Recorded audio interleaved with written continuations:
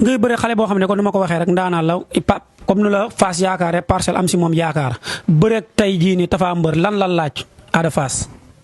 waaw kon moromam rek kon morom yu fi jaar rek kon morom yu fi jaar. ñoo gis ne moom bëreeg moom naa ne cin bu tàng la moom benn côté du seer day bax rek. waaw mooy yoon mais incha allah yàlla na yàlla def jàmm bis ba rek day ñaan yàlla mujj am dat ñu yóbbu ñu si jàmm ak salaam. yaa ngi Tapha Mbeur ku daax a bëre. non man xaw ma ku daax bëre de mais damay ñaan yàlla suñu borom yóbbu ñu si làmb ji ak jàmm ak salaam loolu lay ñaan du leneen. pare nga pour xeex ak moom. déggoo ma day ñaan yàlla. non dama xam naa dañuy ñaan yàlla tamit mais tamit est-ce que yaa ngi préparé pour xeex ak Tapha Mbeur moom day noqe moom.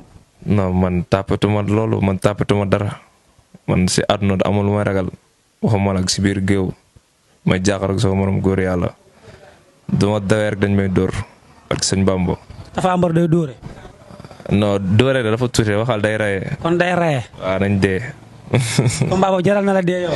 da ngay day rayee day rayee moom. waaw nañ dee buñ dee baax na ak sëñ Bambo. Tapha Mbeur la de Tapha Mbeur moom du may kenn dara gis nga ko contre ma Alioune Seye 2 bi mujj Alioune Seye Junior bi nu ko def.